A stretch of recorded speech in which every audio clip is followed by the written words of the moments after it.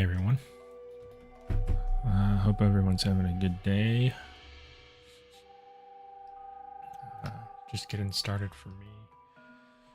And we're gonna keep going on the Peru. Let me just take a second to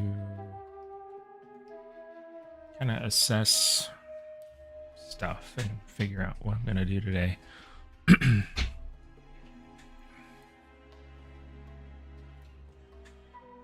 So, okay, last time we pretty much finished, like, not finished, but we finished laying in all of the scales on the whole body. So I think today it's just about doing a bit of refinement. I'm probably going to be hopping around a lot onto different parts of the mesh and just like tweaking anything I see that needs to be adjusted. Hey, Brownie. Hey, who? Yeah, just hopping around, adjusting anything I see. I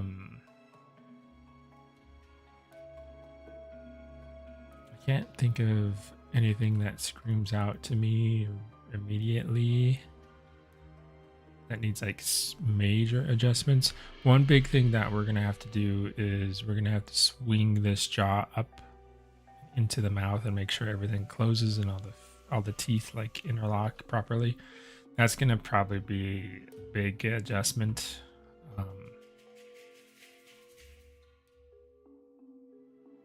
Because I imagine that a lot of these teeth are gonna either intersect or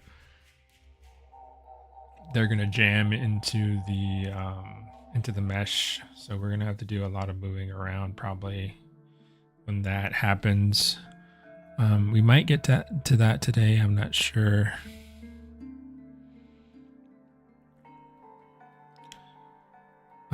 There might be some information I need to look up in order to get that to work properly, but we'll get started anyway, and just see where it goes. I can already see a few areas here on the tail that I'd like to adjust, so we'll just jump in. Won't think about it, overthink it too much. Okay.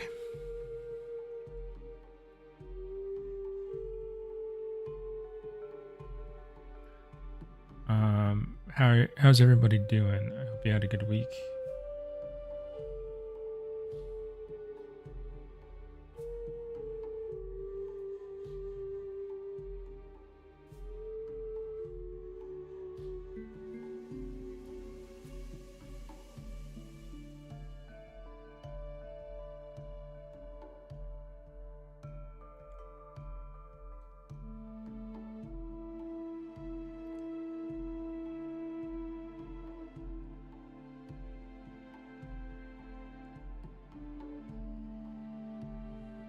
I'm just trying to get this transition here to be a little bit more gradual. So that way it just doesn't all of a sudden like disappear. There's a little bit of a smoother gradient to this form change of these scales. Some of these are looking a little too round to me, like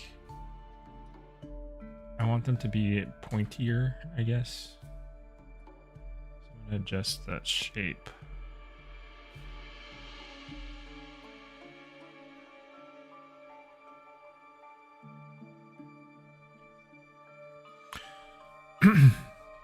Vash Bane. Vash. Are you making all other dinos too? Or are there several people working on different dinos? There's several people working on different dinos. Yeah, currently what I'm working on is the Puru, the Eocarcharia, the Ouranosaurus.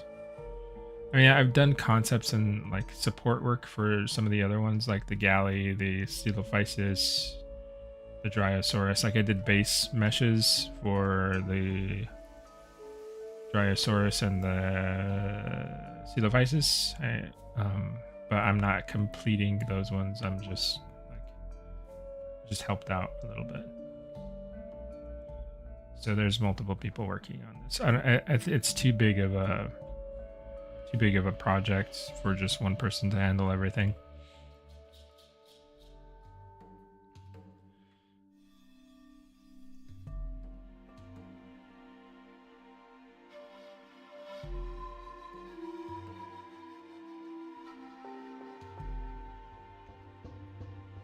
It's been a good week. Trying to wake up now. How was my week? My week was all right. It had its ups and downs. Let's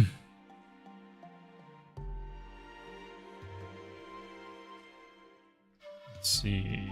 So yeah, that's what I want, is that if you look at it in silhouette, it's not exactly a silhouette, but that sharper, kind of serrated kind of look is what I would like. I don't want it to be overly exaggerated to the point where it looks like like a dragon or something like that, but just a little bit.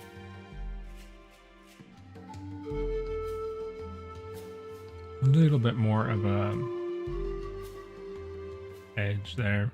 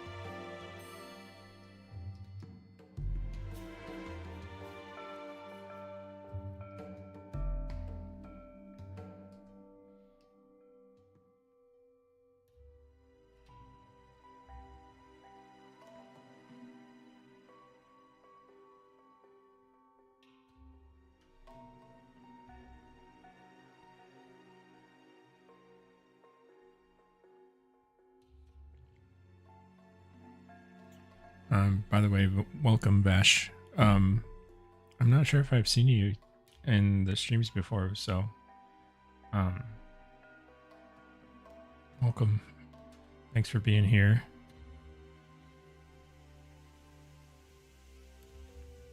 Or maybe you have been and you just like changed your screen name or something.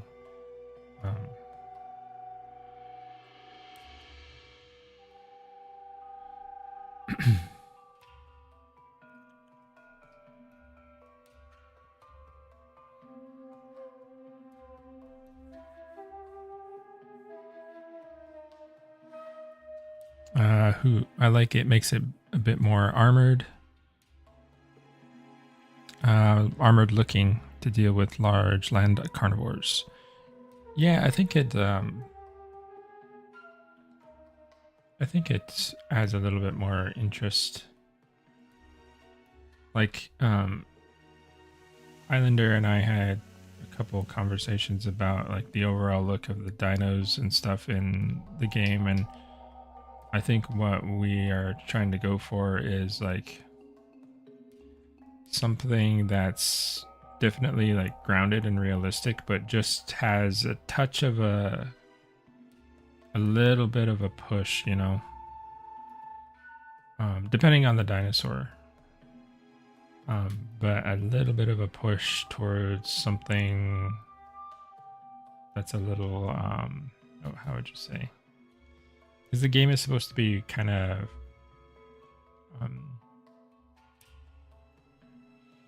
or what Islander was describing was kind of a little bit more like horror oriented.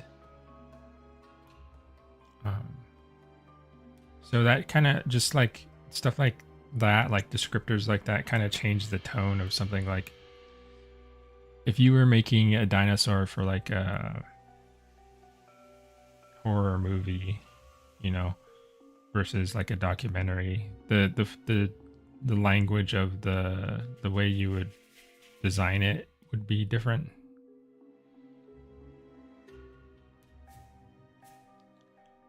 So I'm trying to incorporate just a little bit of something in here, you know, to make him feel just a little bit more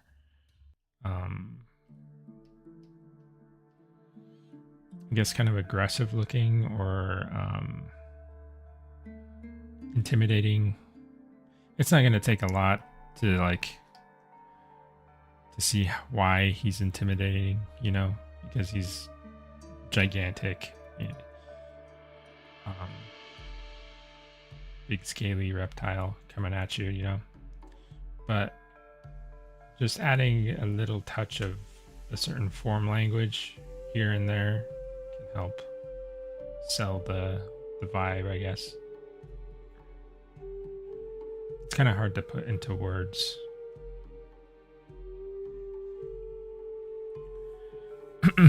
Onyx, hey, how's it going? Yeah, that's a good way to put it. Realistic, but with a dash of pizzazz. That's a good way to describe it.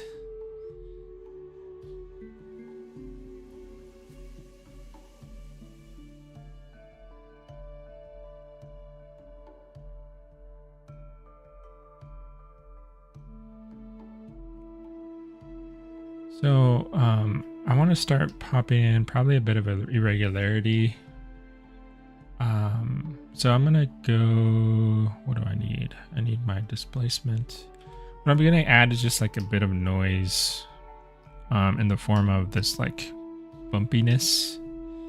I'm gonna do it. This is kind of like my first pass at like more subtle surface texture. But it's going to add kind of this sort of just kind of subtle surface irregularity that a lot of animals have just over the surface, especially like bumpy, like you'll see it on amphibians, you'll see it on reptiles. You'll even see it on like elephants. A lot of stuff will have it. It just adds a little bit of interest. A little bit of breakup over the surface. So that way things start to feel a little bit more like less hand sculpted and a little bit more natural, you know? So I'm going to start laying some of this stuff in.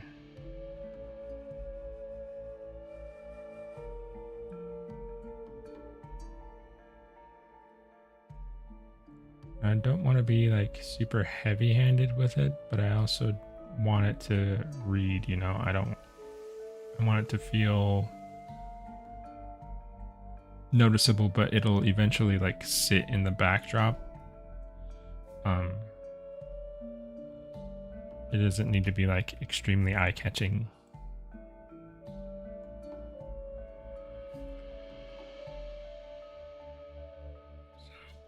Just lay the groundwork here.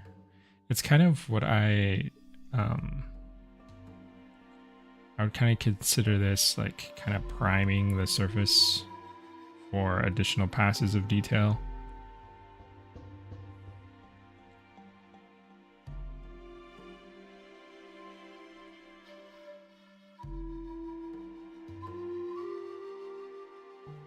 Kind of being random about it. I'm not gonna be too like concerned. What's most important is just paying attention to the scale of it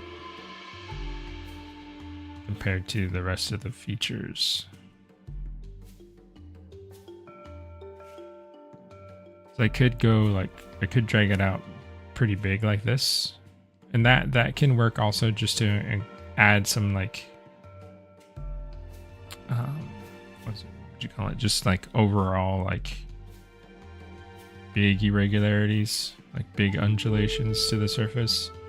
I don't necessarily think I need that. You would have to be careful if you're going to do that to a sculpt, because it can really ruin your forms. I want this to like lay on top of what I've already done.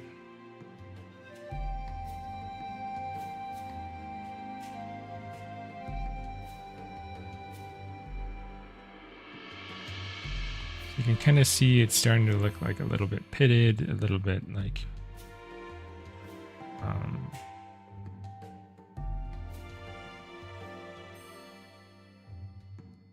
you can see the light starting to break up over the surface there.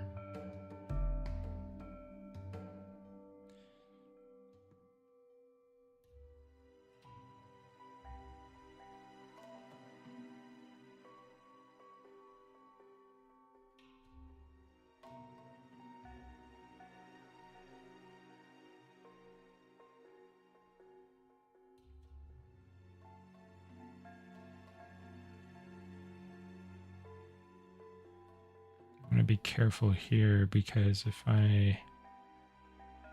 features are starting to become similar in scale down here.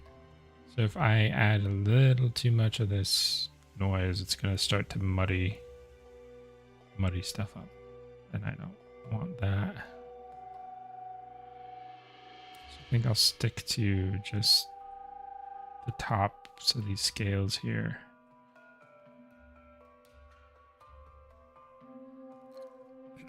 And a bit down here on the arms.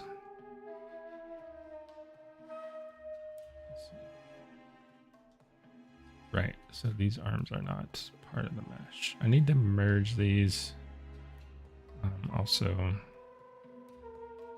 probably do that. I'm debating whether they should be merged before or after retopo.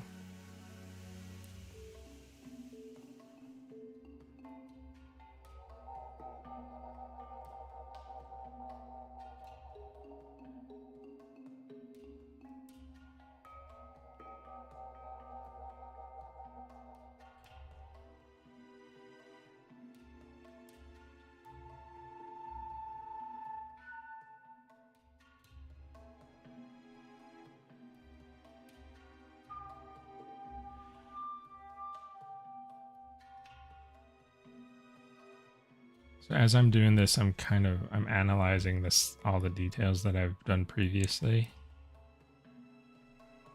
And I'm kind of figuring out where I need to readjust things and revisit stuff. So for me, this area here, I'm going to take screenshots of this so that way I remember to revisit. So for me, that area there needs to be revisited. I'm just pasting this into my reference sheet right here. Just this area here is a little too loose. Like if you compare the details in that area in the inside of the arm to the outside and just how tight the outside is compared to that one, like this has a little bit more definition. I want to make sure that's all evened out here. So I'll do that. I'll make note of that. Get back on this mesh.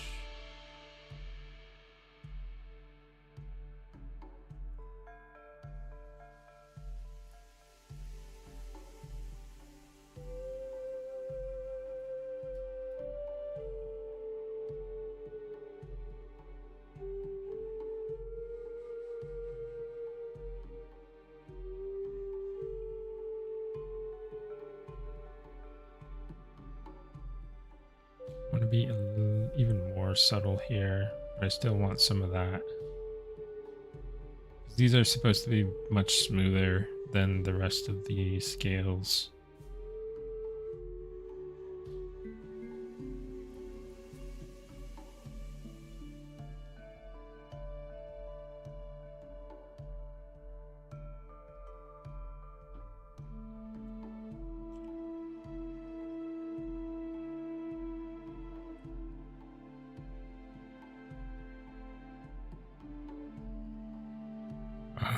A nice man. Hey, what's up? How are you doing? Today a little earlier. Are you talking about the time for the stream?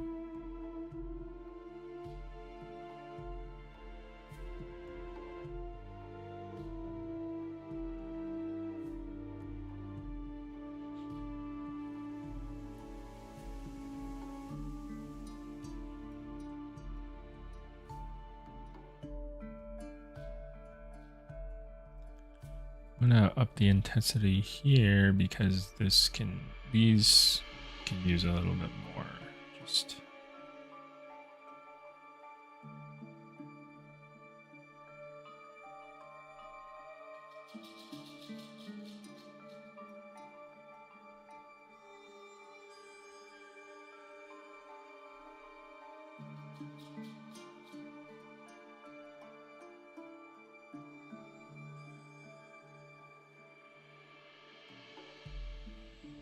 and then we come into the face. Turn it down just a little bit, but I do want to add some.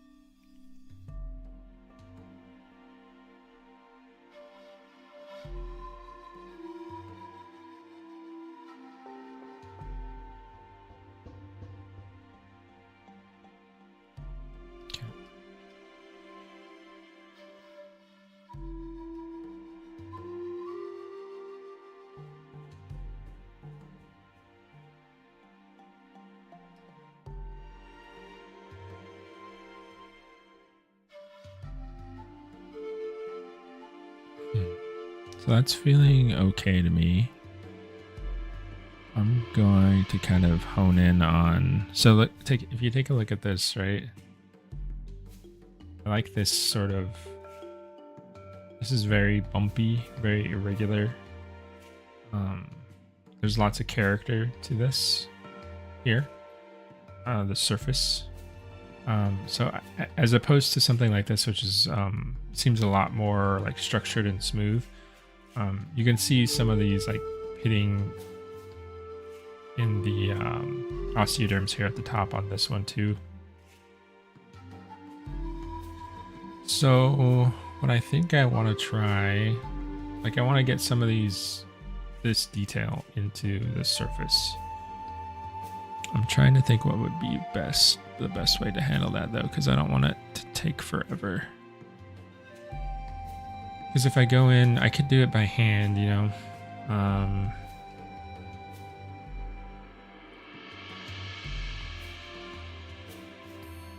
Like, I'm gonna make sure this is visible here to me. You could come in and start sculpting all these little. I would definitely need to define this border more. This border here.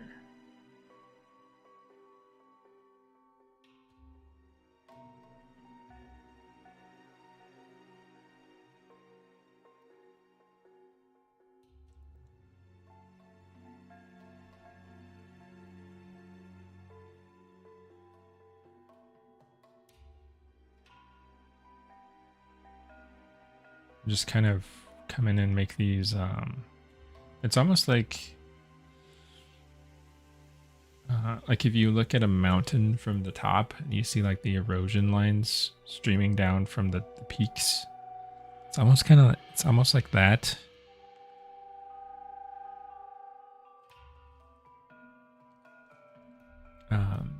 Kind of.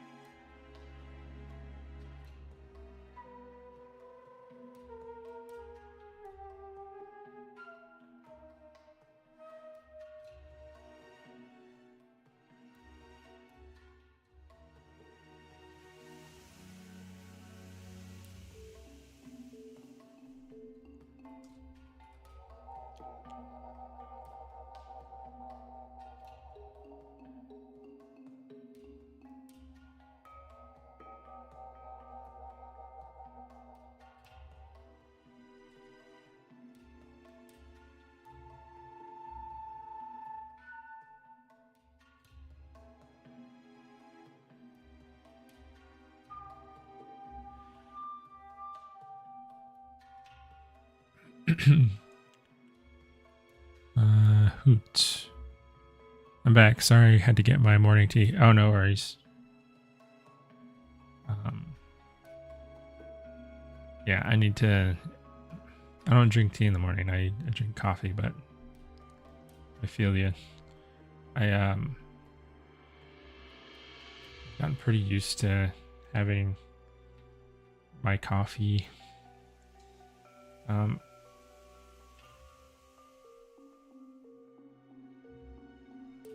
Feels kind of weird if I skip it.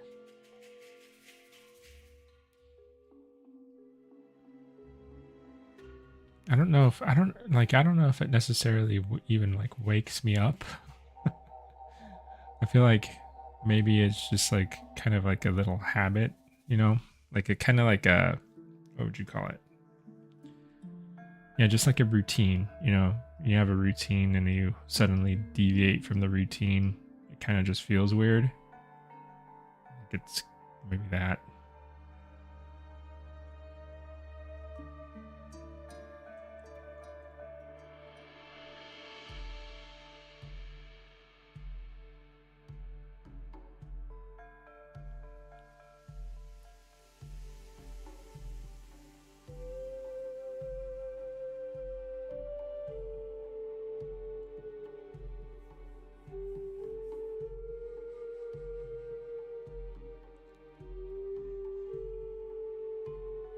I'm wondering, okay, let me try something. I'm wondering if I can get away with using an alpha in this case. Well, not get away with, but you know, make an alpha. Maybe it'll make my life a little bit easier or not. It might just be a waste of time, but we'll try it. So let me see. Where is this plane? There it is. Make it a polymesh 3D. Subdivide, not save it, subdivide it a little bit. So what I want to do is I want to imagine kind of like a generalized zone on here that is the scale.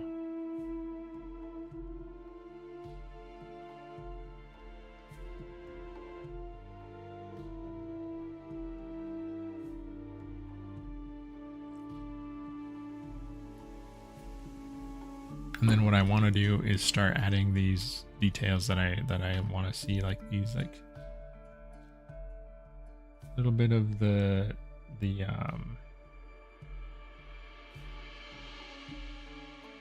like I was saying, those like flow marks that go to the outside.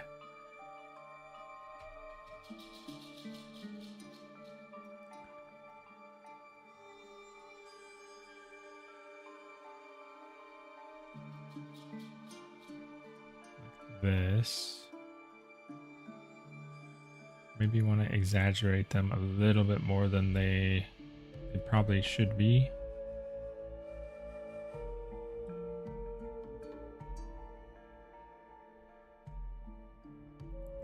I'm leaving the center fairly like blank, so that way it can accommodate that keel that I'm seeing. And then what I'll do is, this is gonna possibly get messed up. I'll grab this brush. We'll grab the dock. So you see this popping up here. Problem is it's gonna grab the entire dock, and the entire dock is not square.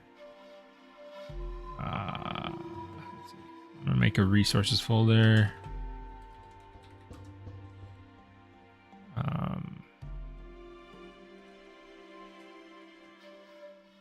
Osteoderm.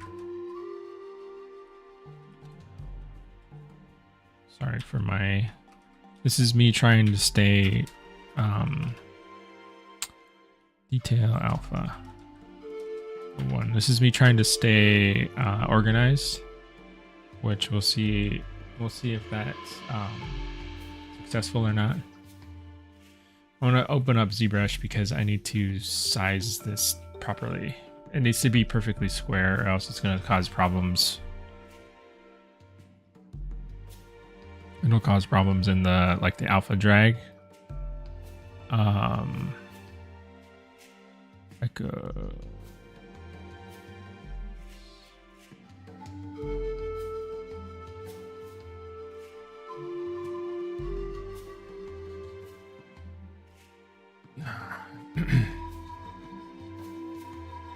where was it? See, this is the, so we're going to go to, that's the Eocarcharia. We're going to go to the Peru.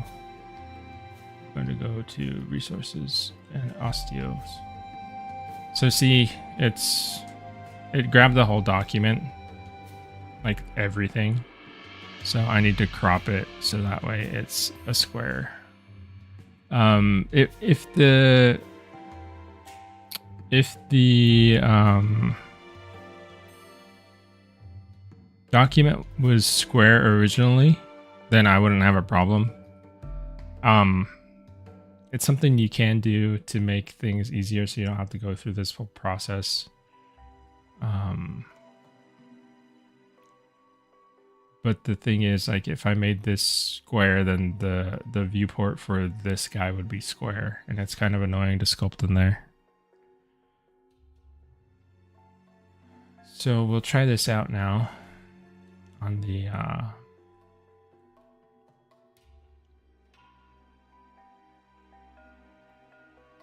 on this, and it's gonna be, I think it'll work like majority of the time. Like, the thing is, let's see, yeah, I think it'll be okay.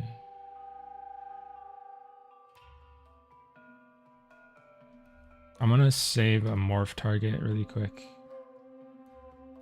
Store. So that way, so you see how it works? Like, it's working by pulling out all this, right? But there's a bit of overspill. So if I have a morph target, I can morph it back to what it was, and I can get rid of that overspill. Ideally, what I could do is just make another alpha that's more squarish shaped, and then I would have less of the overspill. But I don't know. I think this works fairly well.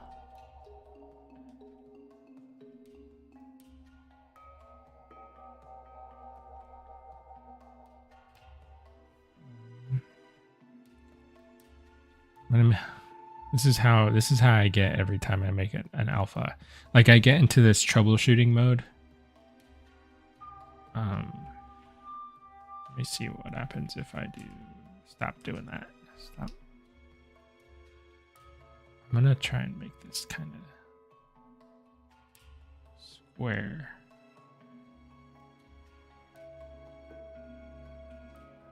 It's gonna totally distort this plane. I'm gonna try it though. Going to export. We're gonna grab the dock.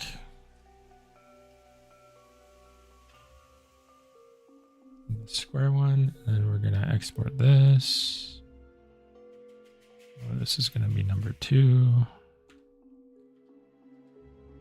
then we're gonna come to Photoshop. Open 2. Crop it. Save it again, and then come back for the Puru. Import this one, and then let's see how it goes. Probably not a huge difference, but if I can minimize a bit of overspill, then that might be worth it.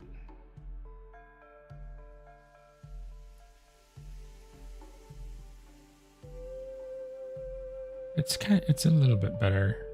Little bit better.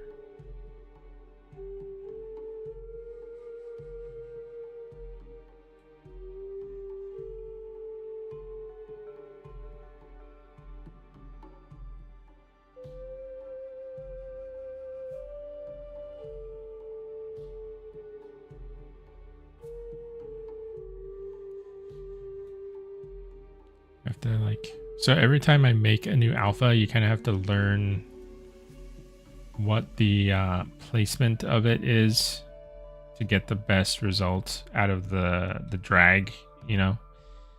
Because sometimes it's better to drag it out from the bottom to the top, or top to bottom, or like sometimes you have to like imagine where the center is and pull it out from there. You kind of have to learn about the tool that you just made. There's only 2 orientations here, and I want to make sure that I'm like varying that, so that way I'm not exactly making the same stroke multiple times and like adjacent osteoderms, if that makes sense.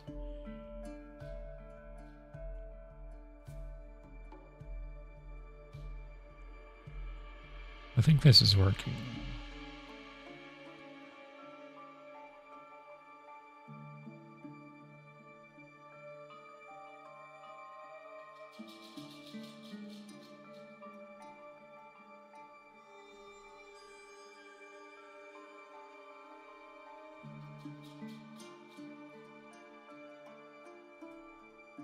This one's acting a little bit strange because this keel is so narrow.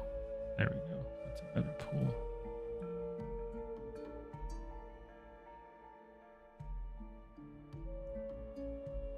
This one's kind of offset.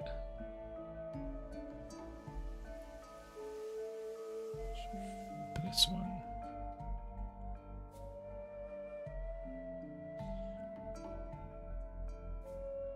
So you see all of that happening there now.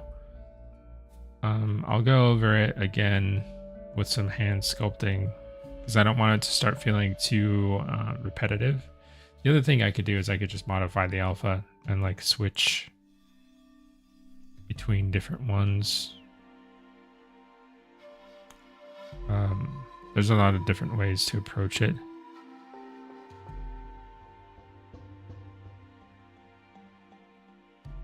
Hoot. This method seems like it will save a lot of time compared to doing each individually by hand. Yeah, it usually does. The thing is, it's just a kind of a time investment in making sure that the alpha works properly. So there's like lots of back and forth sometimes. This is fairly, I think this one was fairly successful, but there's been times where like I've worked a lot to try and get an alpha to do what I want it to, and sometimes it just doesn't work out, you know. Or you can make any tool work, you know, as long as you invest the time into like troubleshooting what's not working about it. It's just sometimes during the course of a project, sometimes it may or not be worth it. Especially like the nice thing about alphas like this is that they can be reused on other things later. Like for example, like let's say I was doing like a dragon or something, like I could, and it had similar osteoderms, I could reuse this alpha on that. Or let's say there's some other crocodile creature that we're going to add to Echoes of Extinction. I could reuse this alpha on that one. So it's nice in that way. So once you have a solid tool, you can utilize it in other things. But yeah, it just takes a bit of time to make it correctly. Fortunately, this isn't like, you know, this worked out, I think. Sometimes they don't. Sometimes you have an idea and you think it'll work, and then you actually try it and then it doesn't work as well as you might have hoped.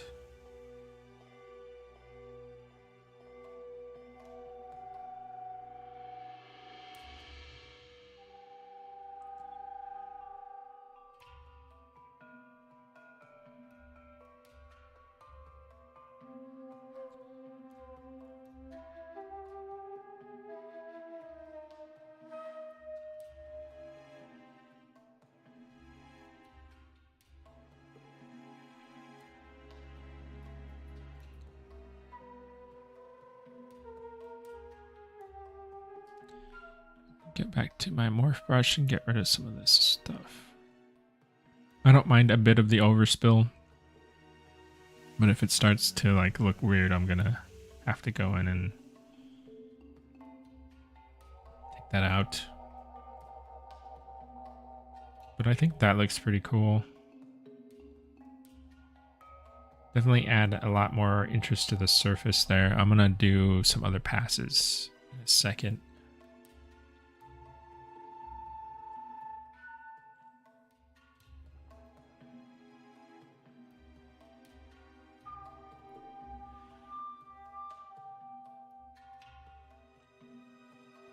Saurian, hello. I just spent 3 hours of drawing and listening to Lady Gaga. That sounds like a pretty productive session. Any particular song or songs?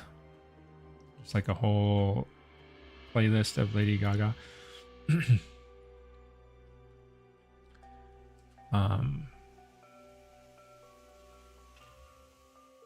I get that way. I do that too. Majority of the time, so there's either while I'm working, I'm either like listening to music or like a let's play usually of a game that I already played, or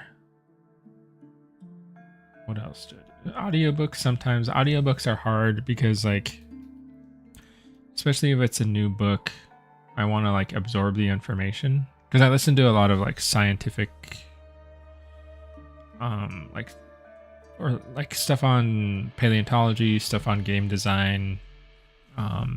Sometimes I'll listen to like narrative, like nonfiction. I mean what was the latest book that I was reading?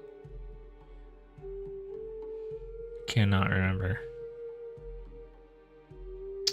Anyway, like if it's a story, you know, like the Lord of the Rings or something, it's hard for me to listen to stuff like that because I want to like keep up with the story. And if I'm working, I get so like focused in on my work that I don't hear what's happening. So then I'll have to like reread or re-listen. Re-listen is probably more accurate. I'll have to re-listen to that section, and it can kind of get a little frustrating because I'm like, I realize I'm not making it through much of the story at all. So it's usually better if I'm like just listening to music or something that I don't have to pay like too close attention to absorb, you know.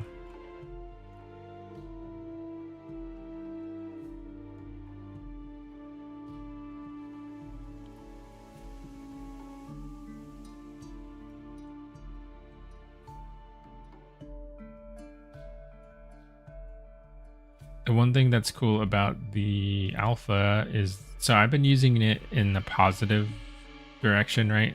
I've been building up the form, but I can also probably push in and it would look pretty nice. So I can do a combination of that and then this.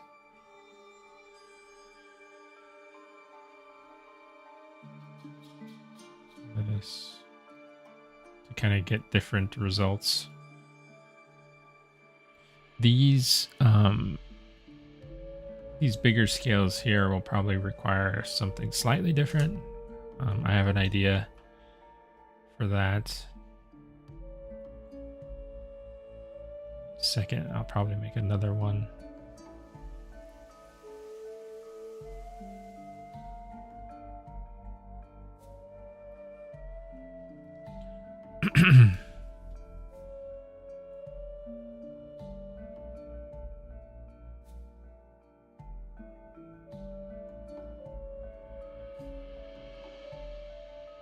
Sorry, I just put Judas on loop.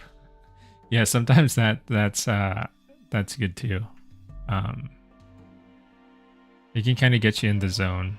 like listening to the same thing on repeat. I do that with certain songs too.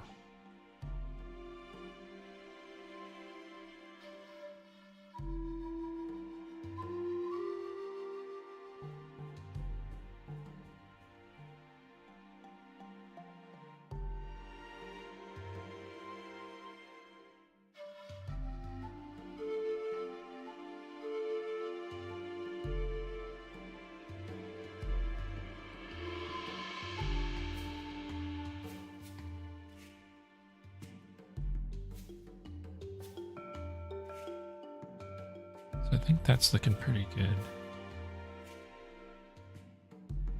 This is gonna be kind of approached in like a layering effect. So like when I'm looking at texture like this, it's not really a good strategy to try and get all of the texture in on the form all at once. What's better usually is to try to break down the texture into multiple stages to like build it up. Especially if it's very complex like this one here. Like if you try to just slam all of this detail into a surface all at the same time, usually what you're going to end up with is like very muddy kind of results. What I would probably do is just try to do my best to analyze like the hierarchy of the detail. So like it's kind of hard on this one because it's very noisy, like to begin with. It's very chaotic compared to something like this, which is more orderly, but you can kind of start to piece together what's going on. Like obviously you have the bigger forms, which are these primary shapes, are the scales. Then on top of that you have like, I would say like noise, where there's like kind of bumpiness. So you can make it like an alpha or like sculpt in that bump. And then on top of that, I see like these little gouges or like striations. So you could probably do something, like that on top of there. So you can see what I mean. Like you're layering texture on top of texture to get an ultimate result. Whereas, I think it's easier to digest that than trying to achieve it all at the same time. So that's kind of what I'm trying to do.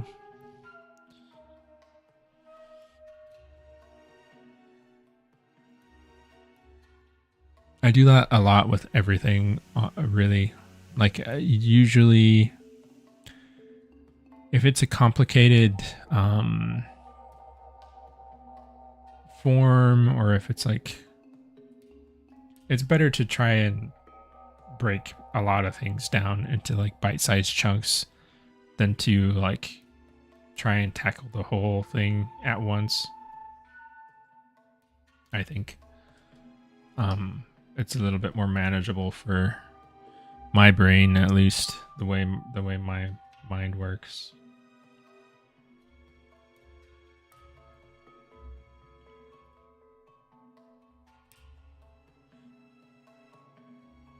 I think it's kind of like that work smarter, not harder kind of mentality. Like I want to be, a sculpt like this can take a long time to create. So you want to be very like economic with your energy, because there is a finite amount of that, at least for me. Like I'm not like there are some people who can like work on a painting for like a year, If I worked on a painting for a year, I would probably go insane. Like no kidding. Like I would get very bored.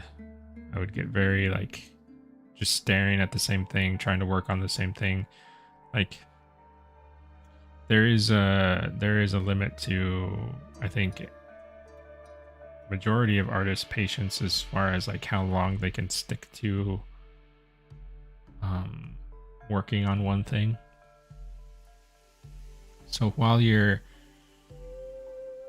so if you think of that as like a budget, you want to be very like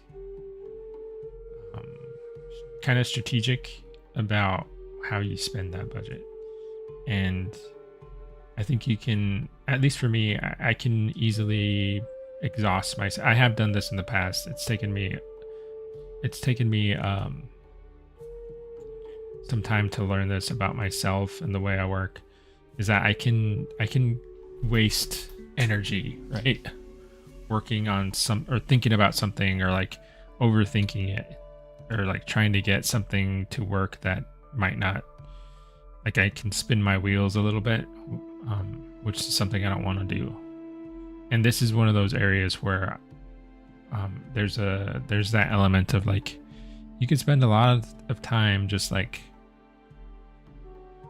looking at these textures and trying to get them like super perfect, and like figuring out what the perfect alpha would be to get, you know, exactly this feeling or whatever. Sometimes I would say, like, for me, it's like, try it out a couple times, see if it works, see if your theory about how to achieve it works. If not, then change the strategy, or like just try it and do it by hand, or like, you know, switch it up, because it's gonna get old kind of fast.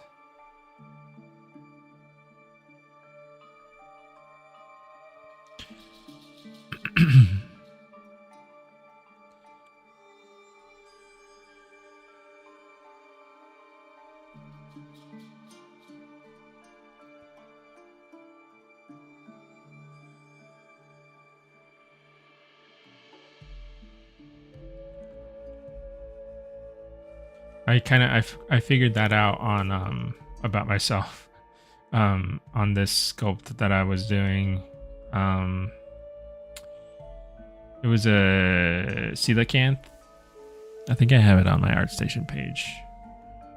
I might have shown it to you guys on a separate stream as well. But it's a coelacanth, and the scales were just, oh my god, like there was just nothing I could do to get the scales to look correct. Using like, I was trying to use alphas, I was trying to use like tileable textures, I was trying to use like noise maker, you know, all these other like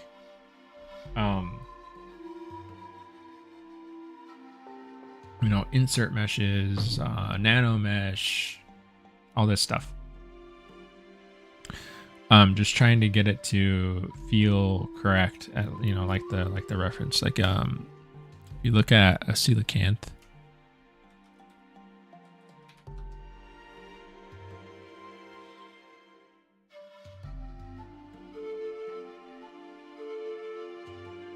this is one of the references I was using a lot. This like preserved coelacanth.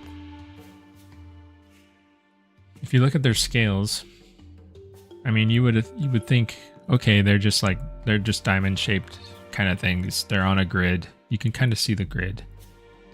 But the thing about it is, if you take a closer look, the scales are not like uniform. They're not super uniform. Actually, they change the shape a lot throughout the course of the there is a grid, like you can see the lines, right? The trackways. But the thing about that, if you actually analyze it, the grid isn't like perfect. It wobbles. And it also flows in a particular direction down the body. So it's not just like if you try to put a solid grid on this and you just stick it on the fish, it looks really weird. And that's what a lot of procedural like stuff will do, is it's just like it's just slamming a texture onto the form, and it's kind of has no regard for how the shapes are actually flowing. And part of what makes this look so good is that the scales are flowing with the shape. Like if you look at this, like over here, right? These trackways are kind of vertical. They're bowed out like this. But if you gradually track that shape all the way down the body, you can see how they change over here. So over here, it's much more bowed out like this, and it almost becomes like a diamond shape. And then these opposite tracks become very aggressively angled down here. So like you can even see how it compresses here at the end. Trying to get that all in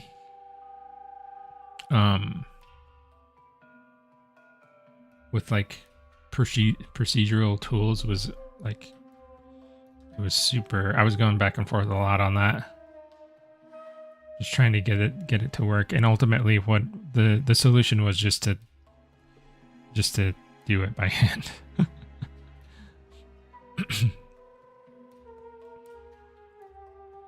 So that's what I did. But that project was really hard to get through. Because I wasted so much energy just trying to figure that problem out. And that's why I kind of like, I've kind of made it more of a strategy of like, I do like automated ways of doing things, like automated, like people will kind of, it depends on what frame of mind you are in, I suppose. Some people will be like, oh, you just used an alpha. That they kind of treat it like a form of cheating sort of thing. But I mean, majority of the alphas that you see people using, some of them are like pre-made. Like there's some that you can get away with using that are pre-made. Like I'm using some of these default ZBrush alphas. But there's some alphas that you're going to require that are just not, they don't exist. You have to make them yourself. So is it really a shortcut if you have to hand sculpt an entirely little, I have to come over here and I have to hand sculpt an entire different texture, process it, test it. If there's a problem, I got to fix it, go back and test it again. And then like, I don't really, you're still sculpting the whole thing pretty much. I don't really see how it's a shortcut in like I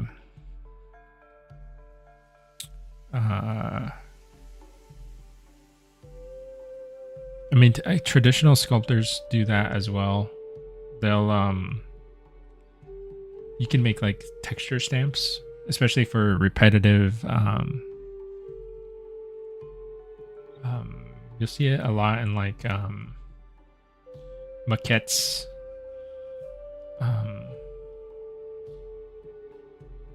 They'll make like a texture stamp with like something they can press into the clay with their thumb or something. And they'll take molds of it, or they'll just like, if it's in like Super Sculpey or something, they'll just keep that little texture stamp, or they'll make like little rolling things that like apply the texture as you roll it across the clay.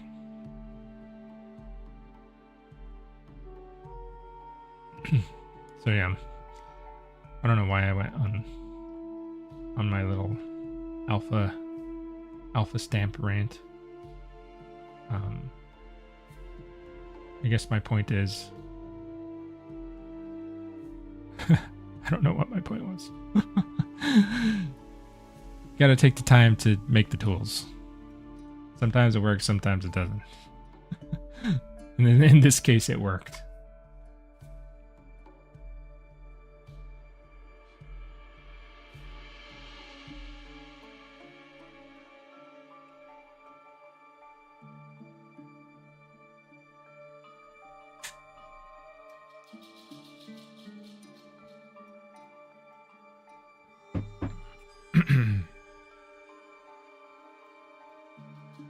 It's kind of interesting. Like, I'm noticing a lot while I'm doing these streams is like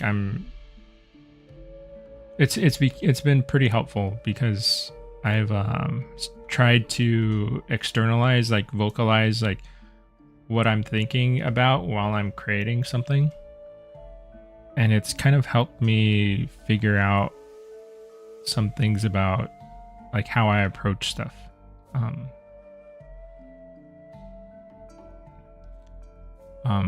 I think putting down your thoughts on like a creative process, trying to describe it to other people can be helpful, and it can like help solidify like why you go about doing things the way you do. Like,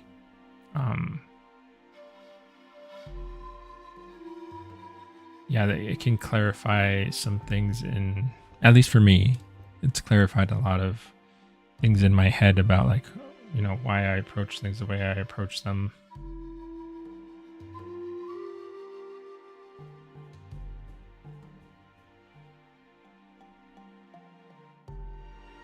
I guess it's like a way of like, I guess getting to know yourself in a way. Because a lot of this stuff is just I just do it. Like I don't like process it in my head consciously. I just, you know, I gotta sculpt a dinosaur, so I just sculpt the dinosaur. Like I gotta do these scales, so I just do the scales. It's not like something that I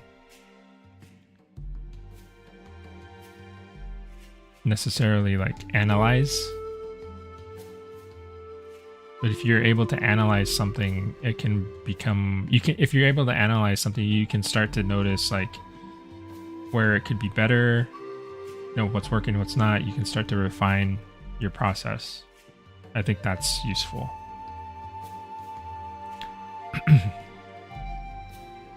I'm just making another one. I'm making another alpha for these like pitted parts. See these little pits in the osteoderm? That's what I'm doing.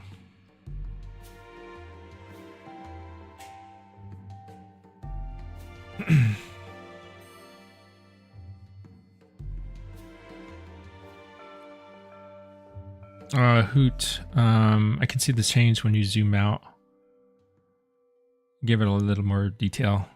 Yeah, it's like it's not something that's supposed to like, you don't want it to like stick out, because if you put too much detail into something, it becomes like it just assaults your eyes. Like that's the only way I can put it. Is like it's just a lot, you know. Everything will be like super noisy in a bad way. So it needs to be present, but it also needs to be like set back in a way.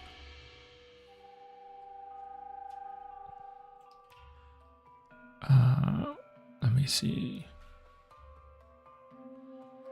Grab this, and I actually need to invert. I need to invert that, so I need to make sure that I remember I need to invert it. And I don't need to import anything. I need to export it. Export. This is going to be osteoderm. Trying to be as descriptive as I can be.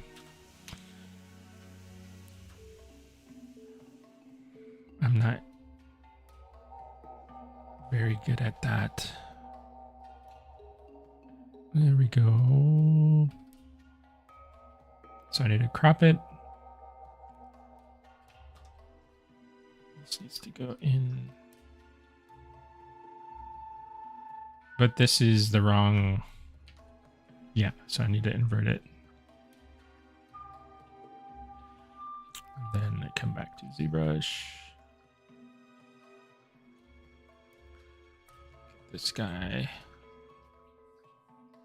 And then I'm going to save another morph target because I'm pretty satisfied with the way this is looking. So I don't want to screw it up. So in case this doesn't go well, I want to save a morph target. That way I can undo. So you can see there's my alpha. I need to change it to sub. And then I'm going to go in here and then pull this out. And it's probably not strong enough.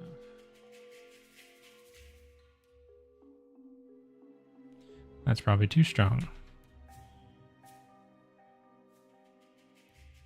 There we go. Something like that.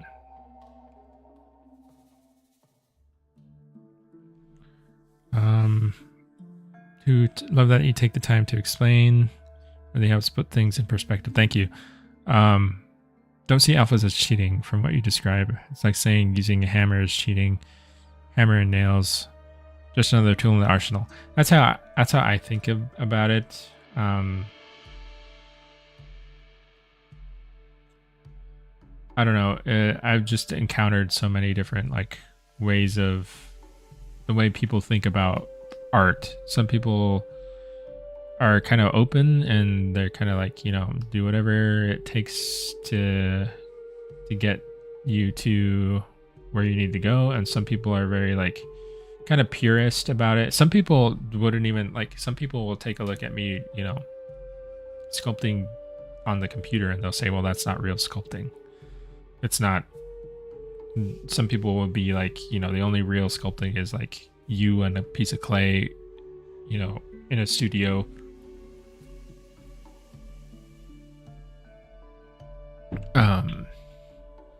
But it's just not, you know, that's really nice and stuff. Like, I would love to sculpt, in a, you know, in like my own studio and like in clay and be able to somehow use it in a video game, but that's just not practical. Like, we have to get this into a game. How am I gonna, like, I'm not gonna 3D scan a physical sculpture when I can do it directly in the computer. You know, there's like, I had an instructor in college actually. He was a really cool guy. Like, he's very, very extremely talented artist.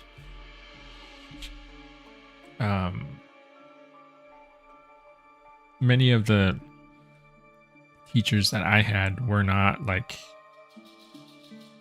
but they weren't like concept artists though. They weren't like oriented towards video games or anything like that. They were more like editorial illustrators or like comic or like, yeah, book illustrators.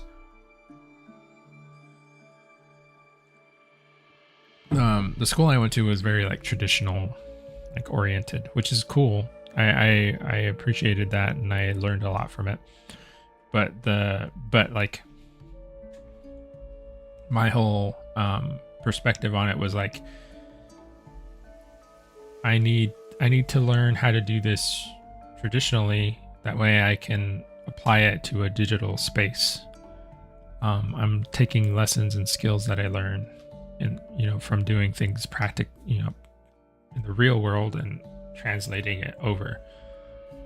That's how it was useful to me. Whereas some of those teachers didn't really understand like why I would want to be doing that.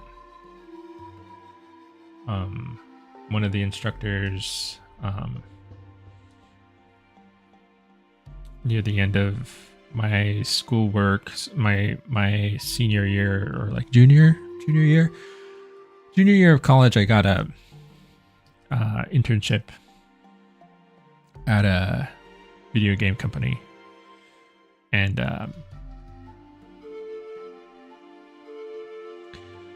the internship was pretty. I would say it was pretty difficult because it was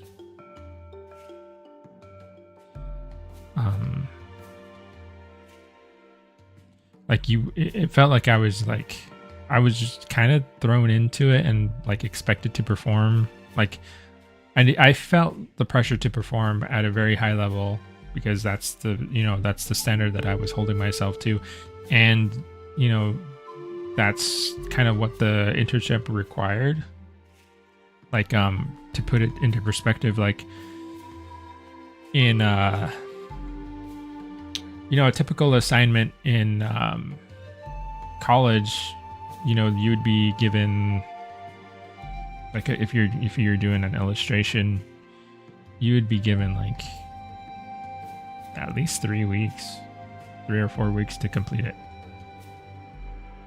Now I would say even in like, if you're doing an illustration in like professionally, like Magic the Gathering, like if you're doing an illustration for Magic the Gathering, I think those people get like at least a month.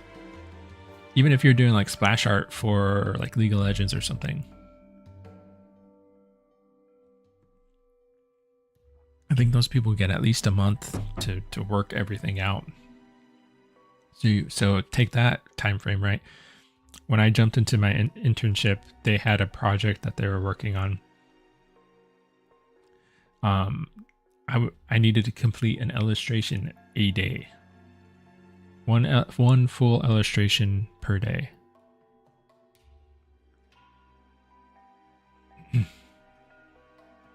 So, that's a character.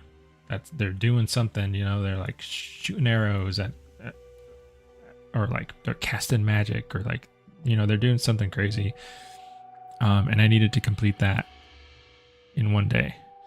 So there's certain things you got to do to make that possible, right? Like,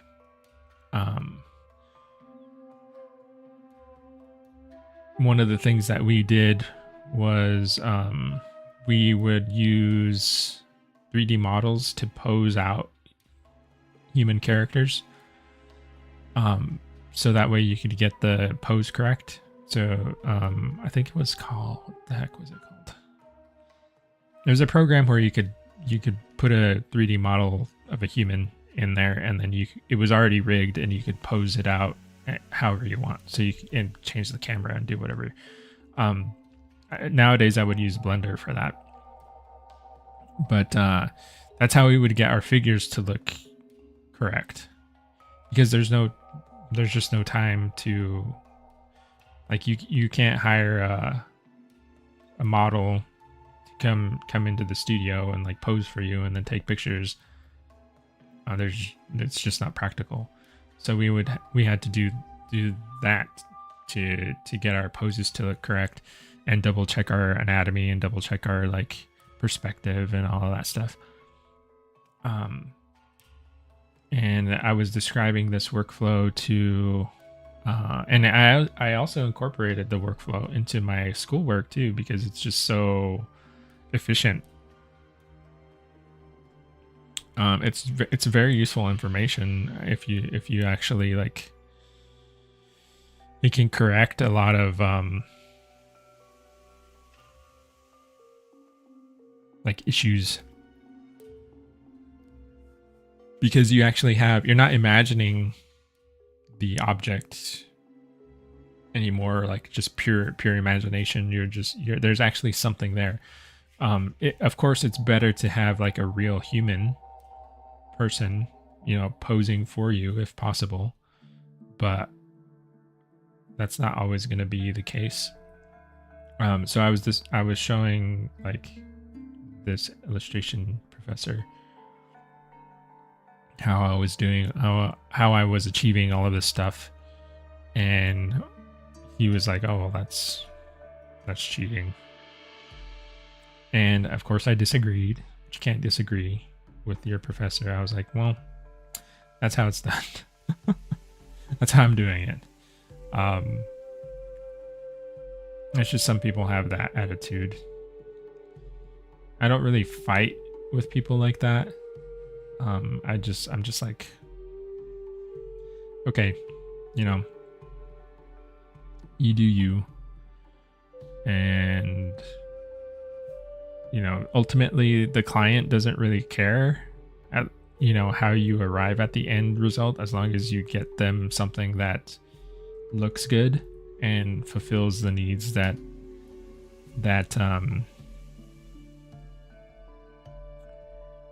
um the project calls for, right? But that's just kind of like, it's one of the reasons why I bring it up. Just because I feel like it's important for people to know, like, there are multiple ways to do something. You don't always have to. I don't think you should be made to feel bad if you're like, because that having that instructor say that to me, it felt kind of invalidating, right? Like, well, I'm here trying to learn all this stuff and like absorb all this information, and you're saying that what I'm doing isn't correct or is like not real. I don't think it's really a fair thing to say to somebody. I think it's important to let people know that, like,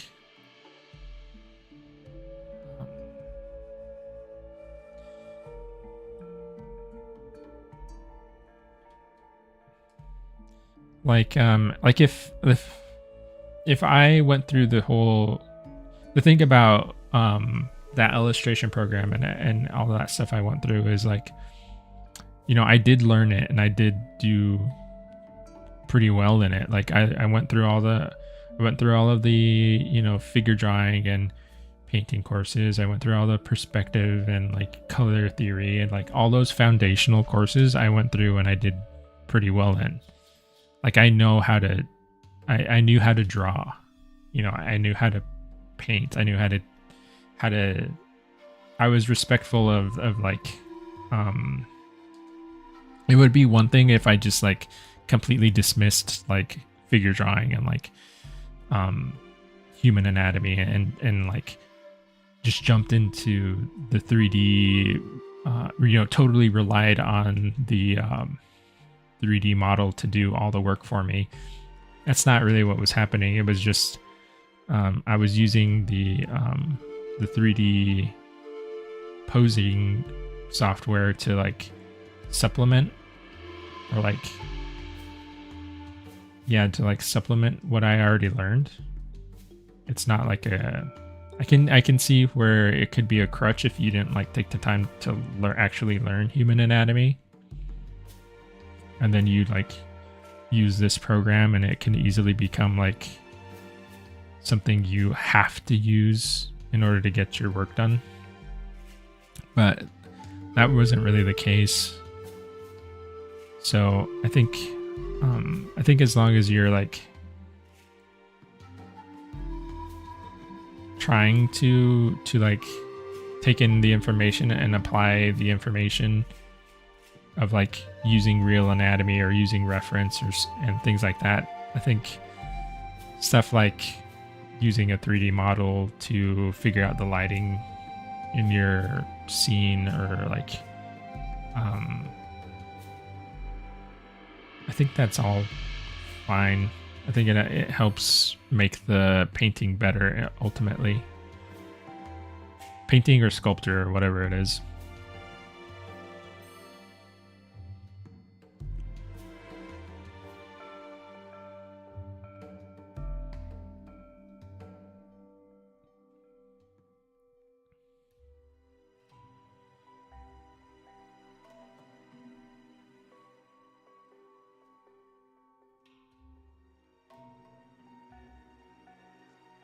So while I was talking there, I was just adding this,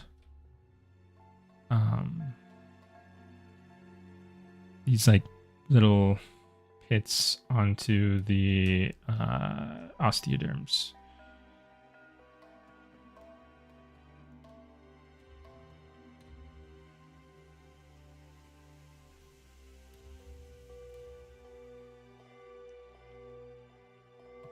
This, I think they're working fairly well.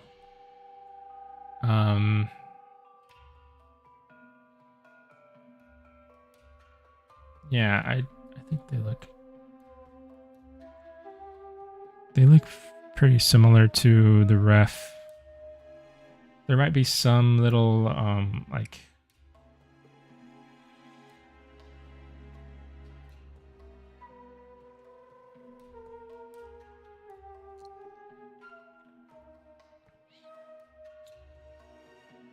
I'm noticing that the ridge part of the osteoderm is kind of like there's a little bit of undercut, like maybe it's just the reference that I have, but like this area here has like a little bit of a, it's like raised off the rest of the form. So it's like, let's see if I find a better one. Do it here.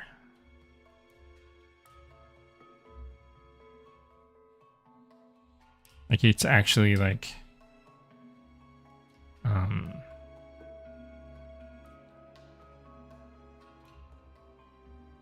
of isolated.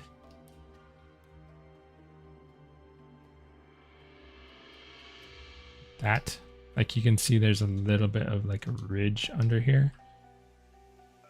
And that's created by these like the pitting. Like there's a little bit more pitting up here close to the ridge that kind of creates that like overhang. But I think it only kind of happens on these bigger ones. So I don't think I need to do it everywhere. It's stuff like that, like this. So the overhang here is something that an alpha won't be able to do because alphas don't do the overhangs. They can only do like slightly sloped things. Overhangs would be something that like a VDM brush, I think they're called VDM alphas. That would be something that a VDM could do, basically, but not an alpha. They're too they don't have that information included in the it's just an image, you know, that's being dragged out onto the model. It's not like, it doesn't have any 3D data in it.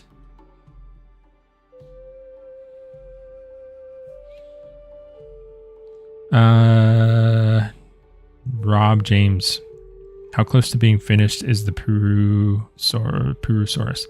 I would say approximately like halfway. Approximately.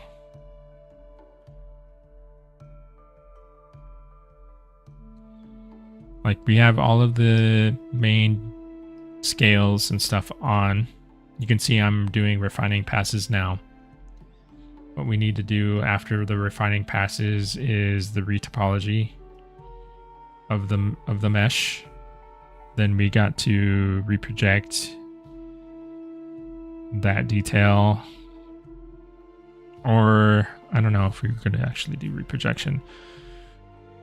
You might just take the low poly and then immediately do a bake of the high poly details onto that low poly.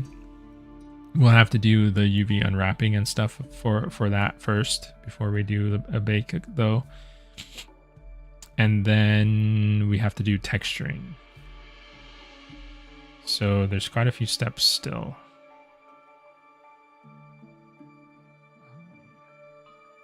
But we're getting there.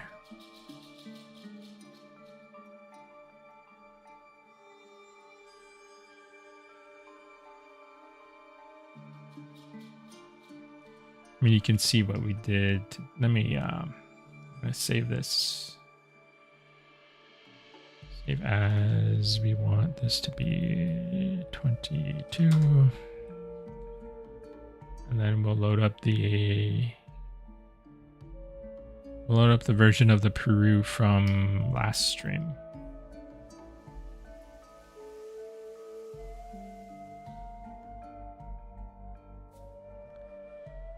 Okay. So take a look at this area right here on the back. So this is the old one. This is how it looked at the beginning of this stream. And then this is the new one. So we're getting more detail in here. This all looks very smooth. And this is much more, I think, much closer to what a real crocodile or caiman, alligator, whatever, would look like. So that's what we're trying to achieve right now.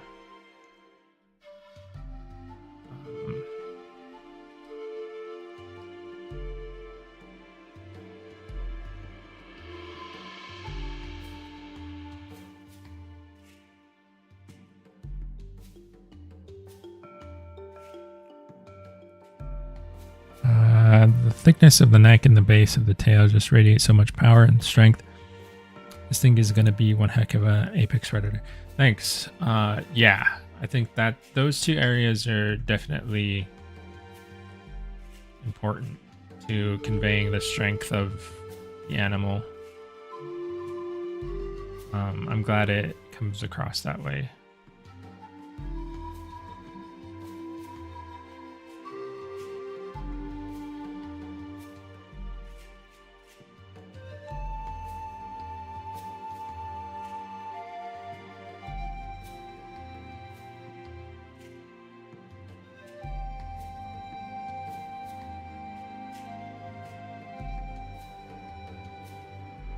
We'll get some of this detail. I'm kind of neglecting these guys here. I want some of this on here.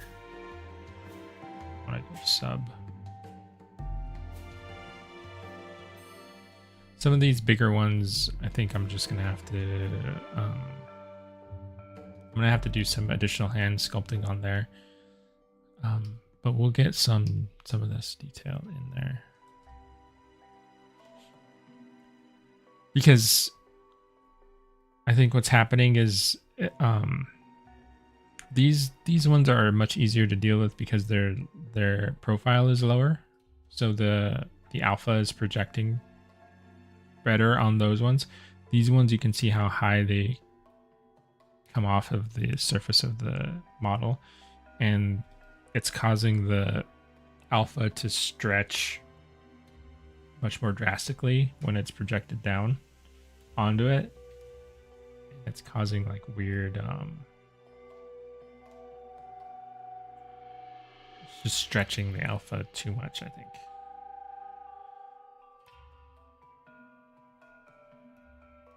So we're either going to have to kind of treat each side of this shape as like its own kind of projection,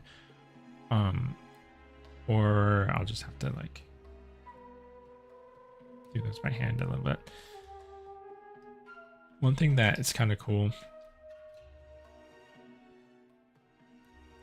that can add a little bit more of a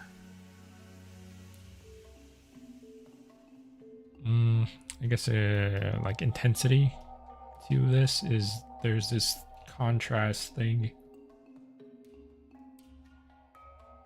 Excuse me. These contrast slider here. If I take this up, what it'll do is it'll like exaggerate the high and low points on the model. Yeah, I don't want to like abuse it though. I need to try and keep it kind of subtle. And it's a little bit temperamental, But see, like, okay, so that was 38. If I undo it, you see it's kind of subtle. Let's see, edit, undo. See how it just kind of pops just a little bit of it makes the lows lower and the highs a little bit higher, so there's a little bit more definition. So I can use that. I want to use it sparingly and kind of subtly, because if I do it too much, it's gonna start becoming kind of ugly looking. So I want to be careful.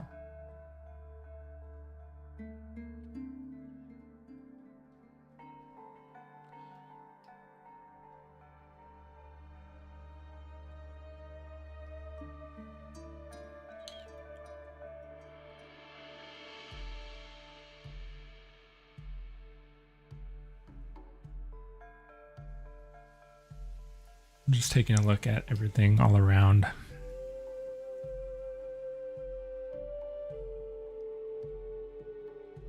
Taking a look at my reference as well.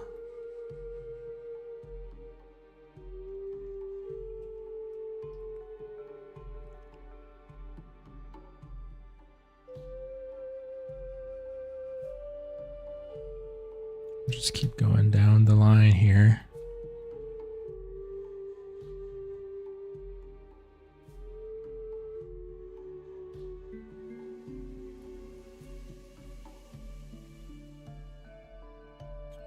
Need to find, there we go. I'm just looking for a specific reference on my ref sheet.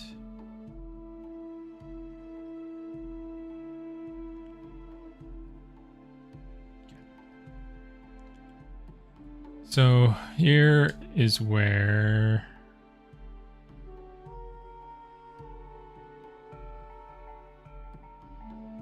I'm going to start to get a little bit more variation in because this is kind of a transition area where it starts to change from these like osteoderm kind of pitted raised areas to more like smooth. And the smooth sections aren't really smooth. They're kind of like I'll pull over my reference in just a second.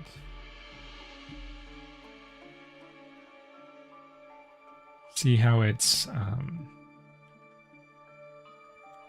kind of like stacked, like kind of like stratified stuff. Like you can see different planes that are kind of stacked on top of each other almost, or like next to each other, and they're kind of radial, so it's kind of it's kind of flat, this, and then there's like little definition on the edges. It's kind of stair-stepped to, like you can see there's this shape on top of this shape. So that's something that I'm going to try to see if I can achieve. And that'll start happening here, down here somewhere. I want to try to make the transition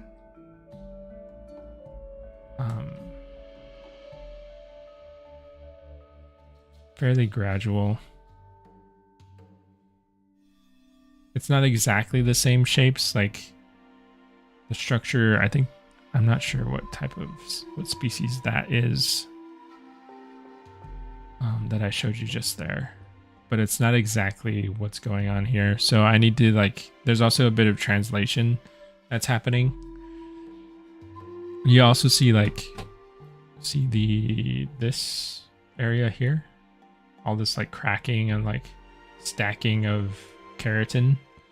That's something I want to get here in these areas too.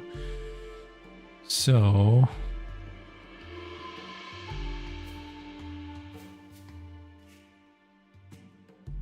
I wonder how I can achieve that.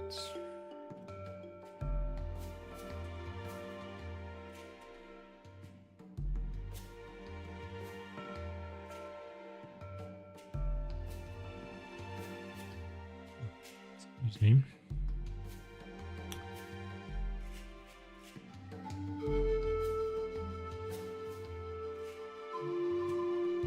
So like, I think I might try to make it. I have alphas that I've made in the past for other projects that could possibly work here for that like cracking. But I don't know if I have anything that's like specifically.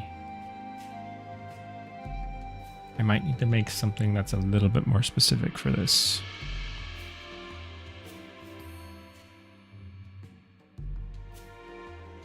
I'm just kind of thinking about it right now. Until I'll think about it a little bit more once I have like a good enough idea about how to do that. I'll probably start making some stuff for it. It's probably an alpha. I think what I should probably do is get like some of this, like these ridges in here. I already have some, but I could use just a little bit more.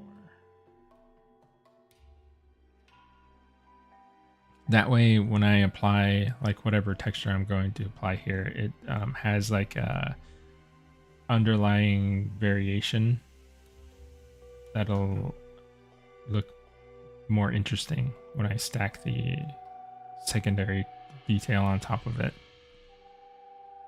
Because I want that sort of like ridged, sort of buildup of keratin feel.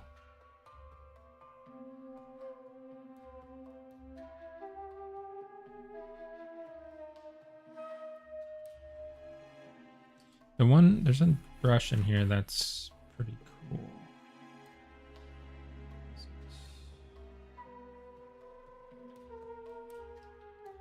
Fracture's cool. It does have some of that, like, depending on how you use it, you can like stack up and make like really grungy, like flaky looking stuff. And then if I go to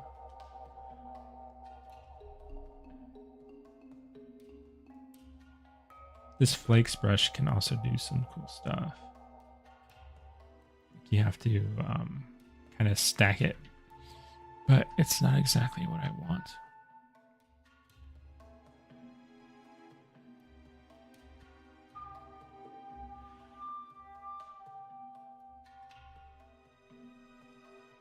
The flakes brush would probably be more of like something.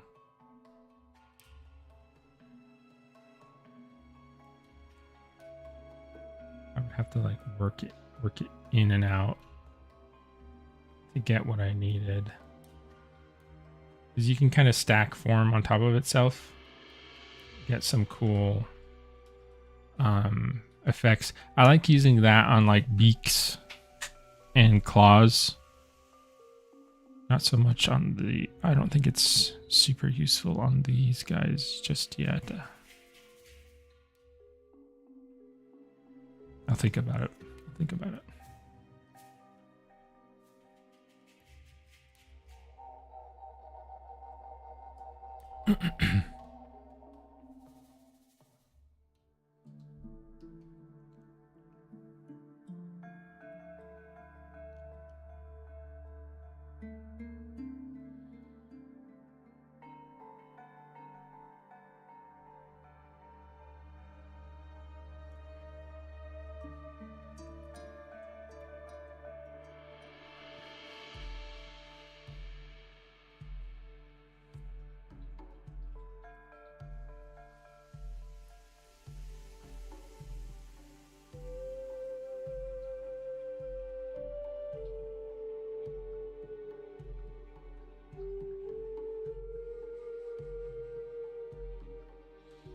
So you're gonna see, this is a lot of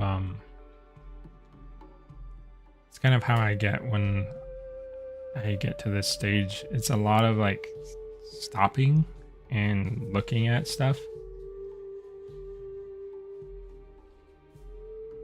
and then thinking about how I'm gonna achieve it, or like how I'm gonna achieve a certain detail, or how I'm going to approach a certain detail. And once I feel kind of like confident about my idea, then I'll kind of jump in and try it. If it doesn't work, I'll stop and I'll pull back again. So it's a lot of start and go kind of things. I'm stop and go kind of stuff. So sorry if it's like not continuous sculpting, but it's kind of how it is for me, at least.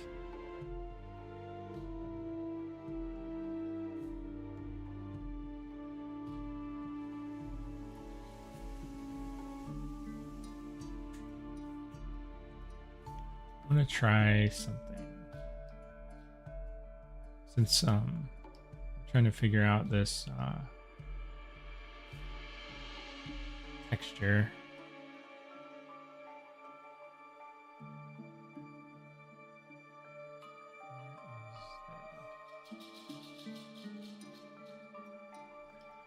So trying to figure out this like cracked texture.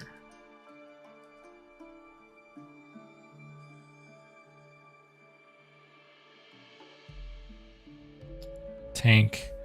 I purchased someone on Patreon. Do I get access to the tech demo? I'm not sure if that's a question that I can answer. Maybe if one of the like Islander or somebody's in there, they can answer that for you.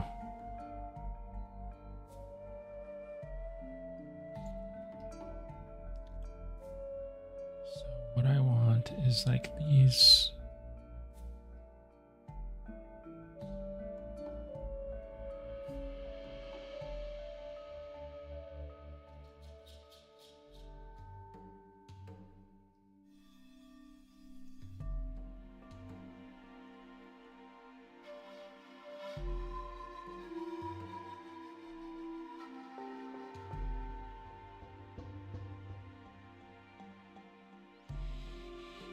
Eric, hi. Does your model already move? Can we see it do something? No, this is a 3D sculpt. It's not an animated mesh or anything.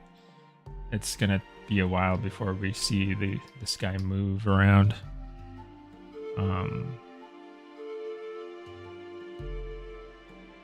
Yeah, it needs a lot of work to go before it's ready to like rig and animate.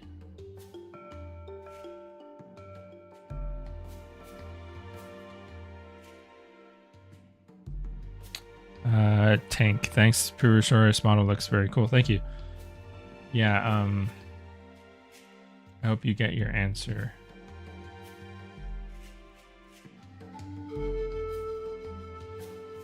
Sorry I couldn't be more help about the Patreon stuff. That's just something I'm not involved in.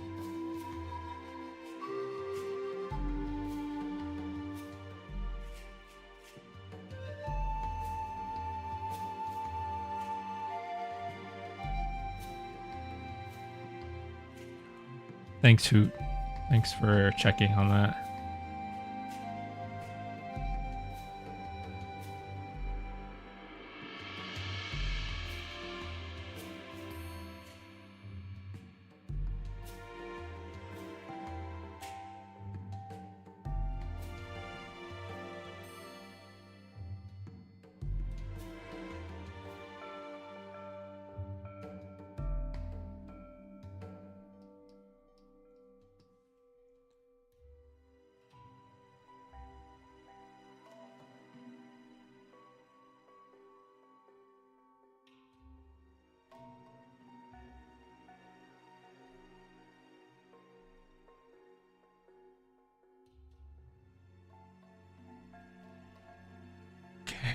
So I'm gonna try this.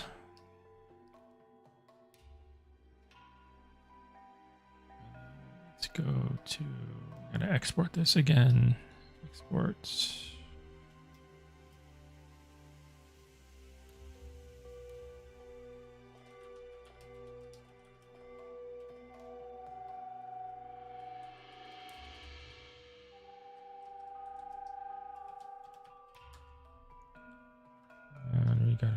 to this.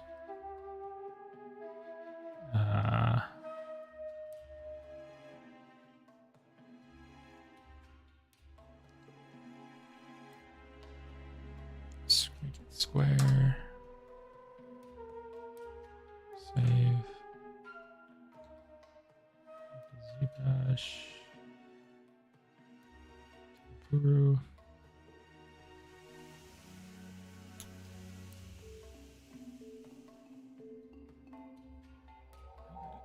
These guys over here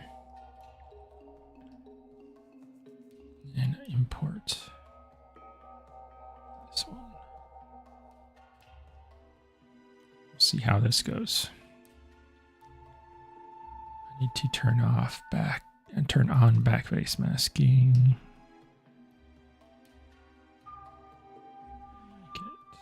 Add.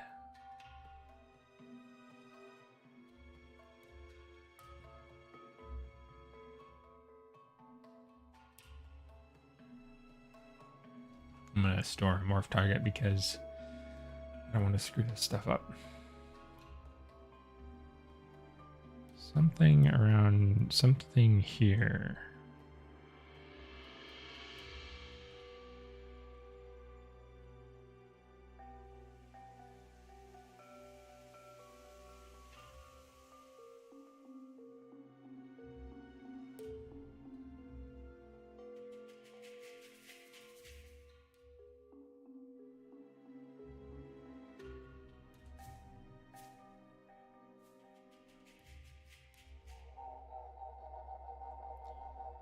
I think that's working okay. It's getting me like, it's getting me that feeling of like the flaky like keratin buildup up here. I think what I would probably need to do is come back with a secondary pass and like define these little like striations here at the bottom like this.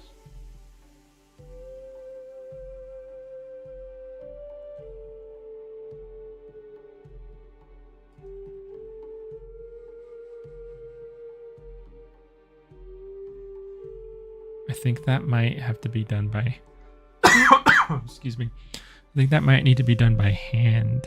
These guys. This like stuff down here. Like this. Which I could do that like kind of preemptively. Like I can do that before I apply the alpha.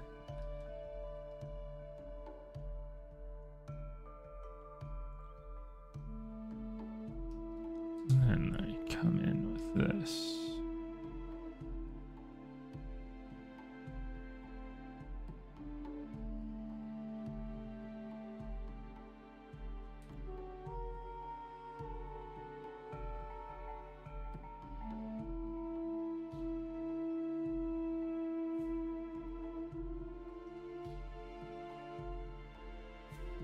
One thing is, I don't want it to get like super messy looking.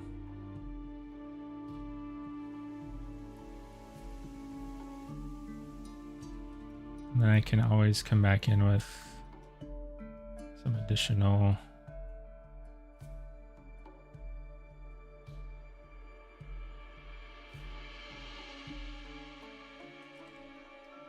so that could work, I think.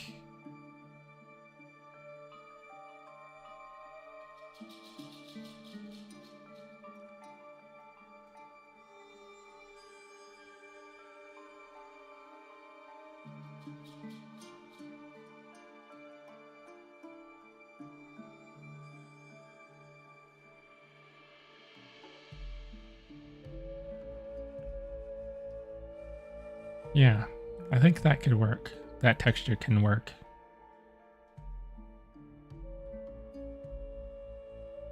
I might need to do like, just to help it not overspill too much, I might need to like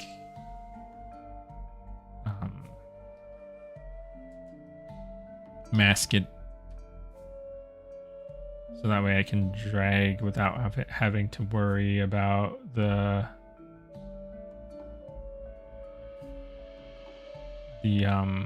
adjacent textures getting screwed up.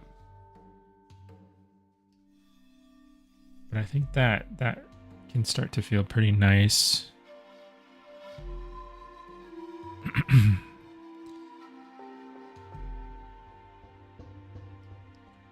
And then up here, as it gets further away from the base, what I would like to happen is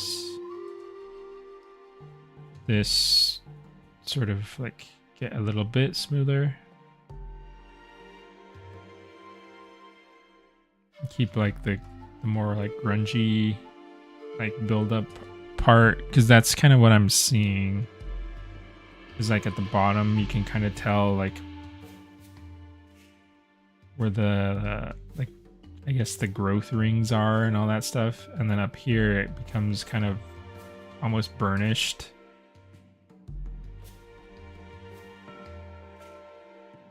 So we can try something like that.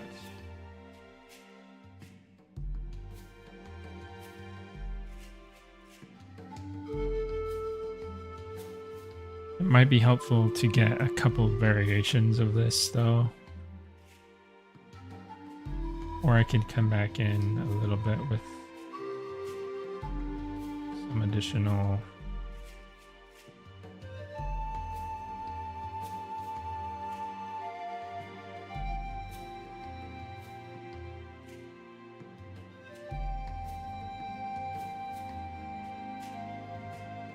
that might be the approach.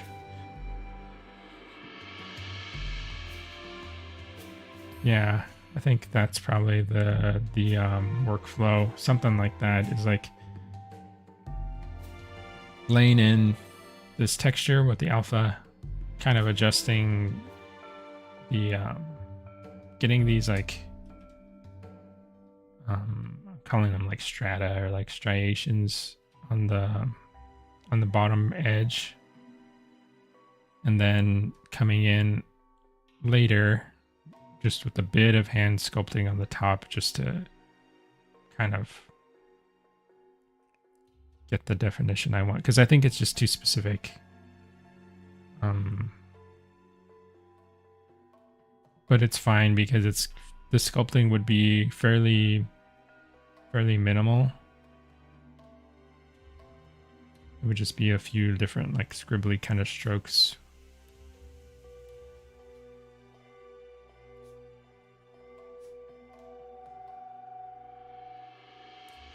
We can do that pretty easily.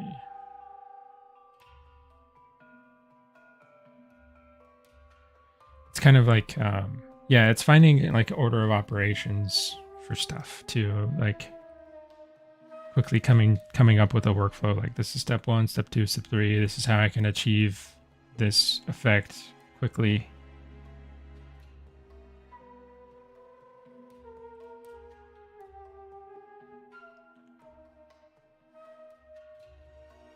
Because I do like that edge, like how it becomes like a little bit more smooth up here at the edge, but then still has some cracks. There are crocs that are like they're super smooth, or much smoother than what I'm showing here. Like if you look at this, like it's still got its little imperfections. But in relation to something like this, or something like this, like these are, you can see how these are much more blunt and like damaged. Where these are much more like knife shaped and they're a little bit more put together. I like that's kind of like what I'm talking about as far as like stylistic choices. Like if you think about the shapes that are happening right with this guy, Purussaurus, look at the skull, look how like blunt that is. It's like very bulky and squared off. Look at the shape of the body, it's very like strong, it's very like kind of robust. Everything about this is pointing towards like, it's like the words I'm using, like bulky, strong, robust. Those are giving like hints to like form shapes. So if I were to do something like come over here to this scale and then make it super like aerodynamic looking, like some of the scales that I showed you. If I made it look like this doesn't feel consistent with what I'm talking about, right? Like it doesn't, at least to me, like this feels very aerodynamic. It feels like sleek. It feels like it's thin, delicate. Those are things that don't fit with this guy, at least not the way we've done it here. Sorry, my dog's freaking out. So I'm trying to look at the forms that are happening and like make decisions that are consistent with the overall feeling of the creature, right? And like some of these can even, based off what we've just discussed, some of these can even get a little bit more like kind of blunter.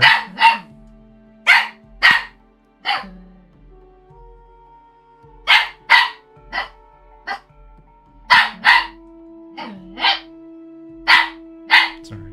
Tifa. Stop.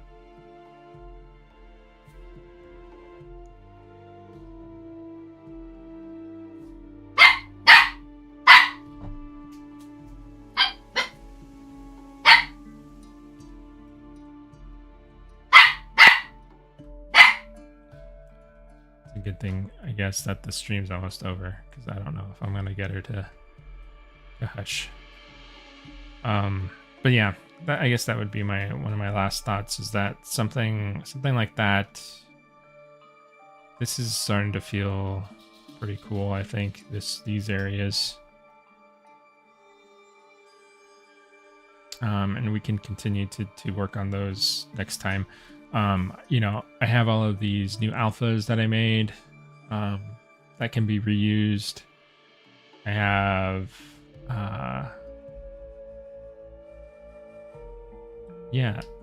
maybe we can try making some brushes next time that can help speed this along too. But I think this is, you can see how much of the detail we can continue to pump in here.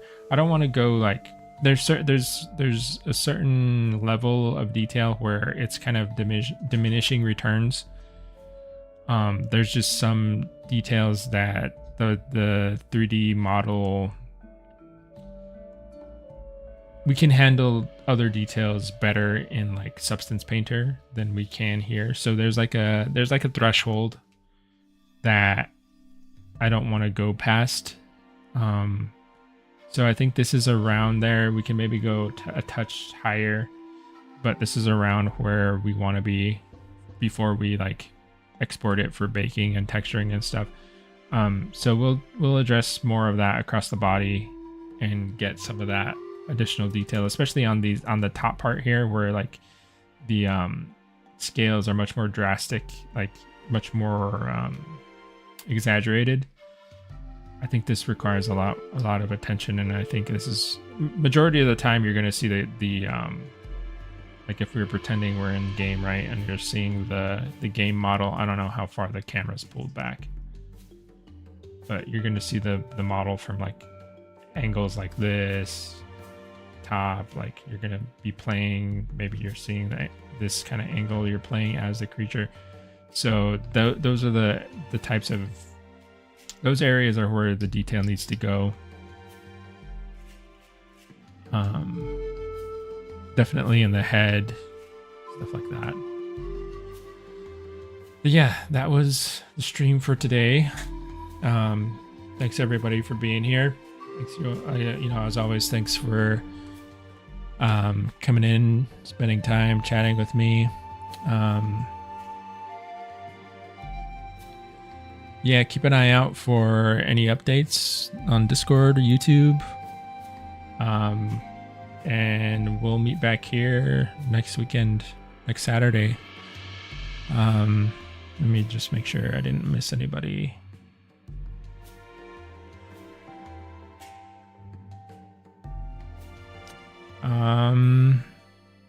Yeah, just looking at, thanks you. I'm glad you're liking the model. A nice man. See you later. Have a good weekend, everyone.